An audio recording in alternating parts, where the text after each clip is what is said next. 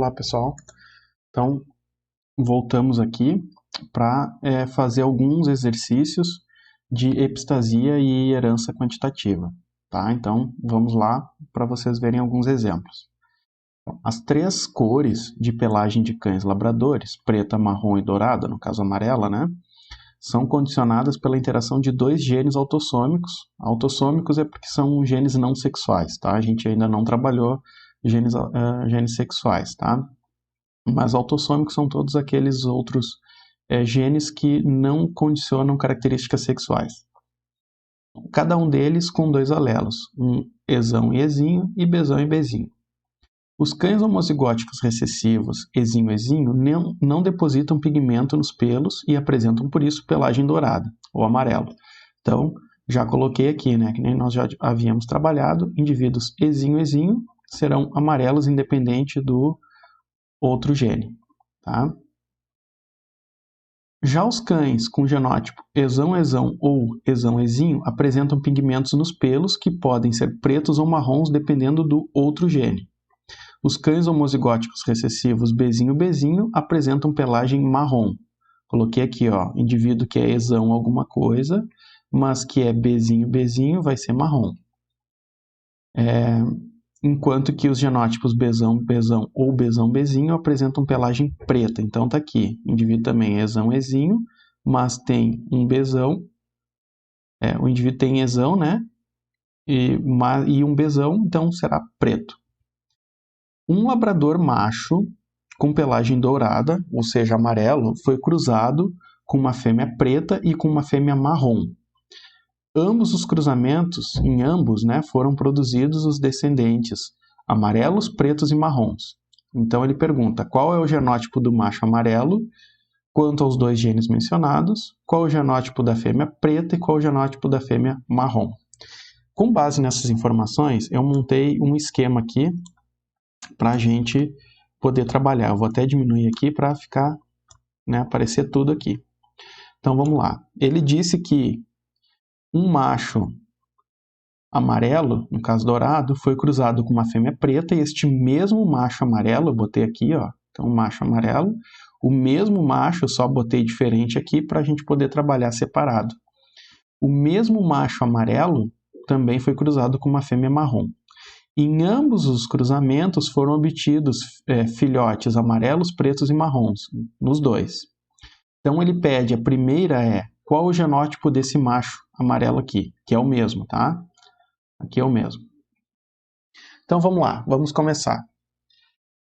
O macho, para ser amarelo, ele tem que ser Ezinho-Ezinho. Tudo bem? Então, tranquilo. Este cruzamento desse macho amarelo aqui, nós não sabemos ainda o outro par de gene aqui, tá? Mas é possível descobrir. Como? Se deste cruzamento deste macho amarelo com uma fêmea preta, então para ela ser preta ela tem que ter um Ezão, da mesma forma que essa marrom aqui. Então tem que ter um Ezão para apresentar a cor. E ela é preta, então ela tem que ter pelo menos um Bzão, e a marrom aqui tem que ser Bzinho-Bzinho. Então a gente já sabe parte do genótipo deles. Deste cruzamento, cada um deles, eles obtiveram estes filhotes aqui. Então vamos lá. Eles obtiveram um filhote amarelo, né? Um Ezinho veio do pai, o outro Ezinho só pode ter vindo desta mãe aqui, certo? Então a gente já, né, já descobriu aqui o primeiro gene desta fêmea preta, que ela é heterozigota, porque um veio do pai e um da mãe. A mesma coisa a gente pode falar desta fêmea marrom aqui, ó. Um Ezinho veio do pai, o outro Ezinho veio da mãe. Então, ó, da fêmea marrom, que era a letra C, se não me engano, a gente já descobriu, tá? Então aqui, se não me engano, era a letra C, nós já descobrimos o genótipo da fêmea marrom, Ezão-Ezinho, Bzinho-Bzinho. Beleza. Vamos lá. Eles também tiveram um filhote preto. Então, um Ezão pode ter vindo da mãe, porque o pai só doa Ezinho. Beleza. Um Bzão pode ter vindo da mãe. O outro a gente não sabe, né? Porque a gente ainda não sabe o genótipo do pai. Certo? Mas olha aqui, ó, no marrom, o Ezão veio da mãe, do pai só veio Ezinho. Agora, ele recebeu um Bzinho do pai, a gente já sabe então que ele tem um Bzinho, e o outro Bzinho veio da mãe. Então, olha só, aqui nós já temos o genótipo também da fêmea preta. Esta fêmea preta ela é dupla heterozigota, ó. Ezão, Ezinho, Bzão, Bzinho. Já descobrimos da fêmea preta. E já sabemos que o macho tem pelo menos um Bzinho, certo? Por quê? Porque um Bzinho veio do pai, desse filhote aqui, o outro veio da mãe. Agora, vamos partir para o segundo aqui, para o segundo cruzamento. Então, esse amarelo aqui recebeu um Ezinho do pai, um Ezinho da mãe. Isso nós já tínhamos visto, ok? Agora, este preto aqui, do pai, ele só pode ter recebido Ezinho. O outro Ezão veio da mãe, ok? Agora, olha só, olha que interessante. Eles também tiveram um filhote preto. Por quê? Porque tem um Bzão. Só que a mãe é Bzinho, Bzinho. Então, ela só pode ter doado Bzinho. Este Bzão veio de quem? Do pai. Então, a gente acaba de descobrir, não precisamos nem ir para o marrom, se não quiser, né, para o terceiro aqui, para esse outro filhote aqui, porque a gente já descobriu que o macho é Ezinho, Ezinho, Bzão, Bzinho. Mas vamos lá, ó, um Ezão recebeu da mãe, do pai só recebeu Ezinho. Um Bzinho recebeu do pai, um Bzinho recebeu da mãe, fechou. Ok? Então, a gente com isso descobriu que o genótipo do macho, então vamos lá. Ó, letra A, qual o genótipo do macho amarelo aqui para os dois genes mencionados? Então, ele é Ezinho, Ezinho, Bzão, Bzinho. Qual o genótipo da fêmea preta? Ezão, Ezinho, Bzão, Bzinho. E qual o genótipo da fêmea marrom? Ezão, Ezinho, Bzinho, Bzinho. Certo? Descobrimos, então, aqui os três genótipos a partir das informações que o exercício nos trouxe. O que é importante, pessoal? Era muito complicado, o texto era muito grande. O que é importante?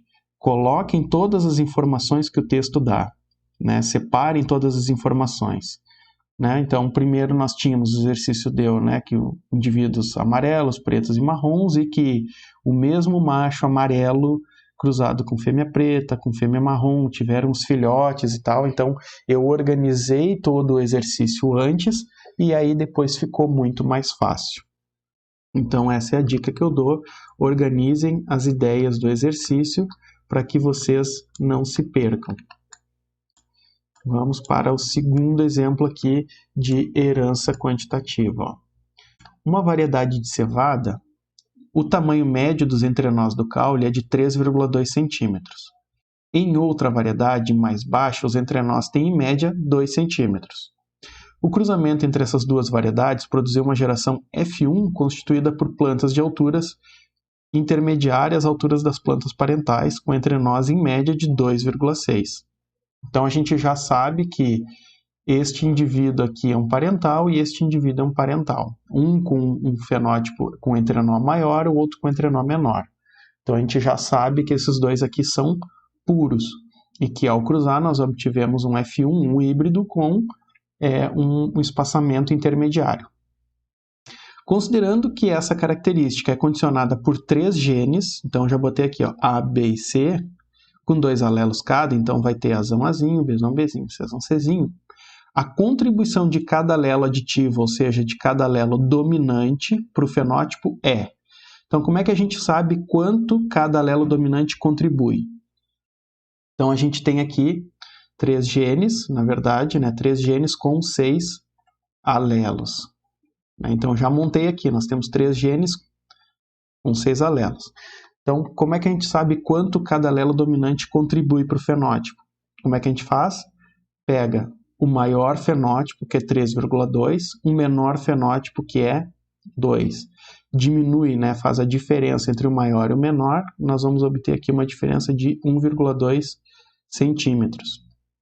Este 1,2 nós vamos dividir pelo total de alelos. Quantos alelos nós temos? Nós podemos ter, então, aqui indivíduos que vão ser Azão, Azão, Bzão, Bzão, Czão, Czão, ou Azão, Azinho, Bzão, Bzinho. Então, nós temos um total de 6 alelos. A gente vai dividir 1,2 por 6 e nós vamos chegar ao resultado de 0,2 centímetros. Então, cada alelo dominante vai contribuir com 0,2 centímetros. Então, partindo, né, o menor fenótipo é 2, indivíduos que tiverem todos os alelos dominantes, né, então cada alelo dominante vai contribuir com 0,2, 0,2, 0,2, 0,2, e o indivíduo terá, então, 3,2 se for totalmente dominante. Se for totalmente recessivo, ele vai partir do 2 centímetros. E aí os intermediários aqui, se for Azão, Azinho, Bzão, Bzinho, Czão, Czinho. Quantos alelos dominantes ele tem? 3. Qual que vai ser a altura?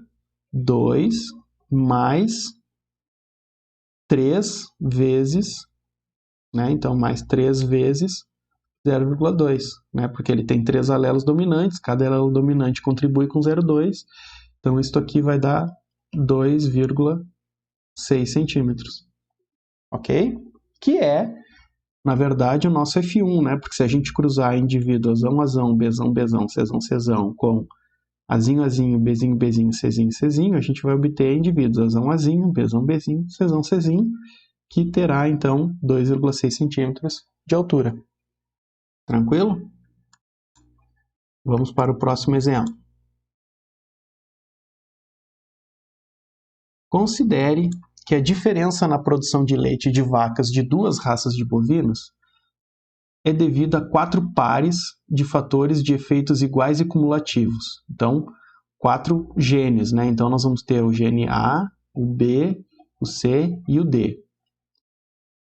Uma destas raças produz 16 litros de leite por dia e a outra 36. Tendo a raça que produz 36, Azão, Azão, Bzão, Bzão, Czão, Czão, Dzão, Dzão. Então, este é o nosso topo. Então, o indivíduo que é Azão, Azão, Bzão, Bzão, Czão, Czão, Dzão, Dzão, produz 36 litros. E o indivíduo que é totalmente recessivo produz 16 litros. Considere o cruzamento entre uma vaca com genótipo Azão, Azão, Bzão, Bzinho, Czinho, Czinho, Dzão, Dzão, cuja produção diária é de aproximadamente 28,5 litros, com um macho de genótipo Azão, Azinho, Bzinho, Bzinho, Czão, Czão, Dzão, Dzinho. Qual é o genótipo esperado do indivíduo com maior potencial de produção de leite e a quantidade diária de leite esperada? Então, primeiro, são duas coisas que ele está pedindo. O genótipo do indivíduo mais produtivo a partir deste cruzamento aqui. Então, indivíduo mais produtivo. O genótipo, né? O genótipo do indivíduo mais produtivo.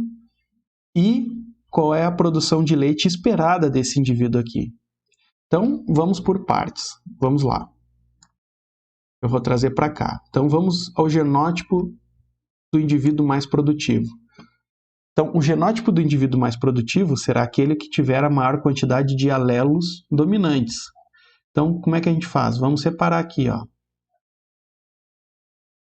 Então, primeiro, a gente vai pegar o cruzamento aqui, ó, Azão, Azão com Azão, Azinho. Vamos cruzar primeiro os genes A. Ó, então, eu vou botar aqui Azão, Azão e Azão, Azinho. Deste cruzamento aqui, nós vamos obter o seguinte resultado. Destas aqui, qual o genótipo que vai ser mais produtivo? Aquele que tiver maior quantidade de dominantes. Então, Azão, Azão. Então, para o gene A, né, deste cruzamento, Azão, Azão. Ok? Agora vamos para o B. Ó, Bzão, Bzinho com Bzinho, Bzinho. Bzão, Bzinho com Bzinho, Bzinho.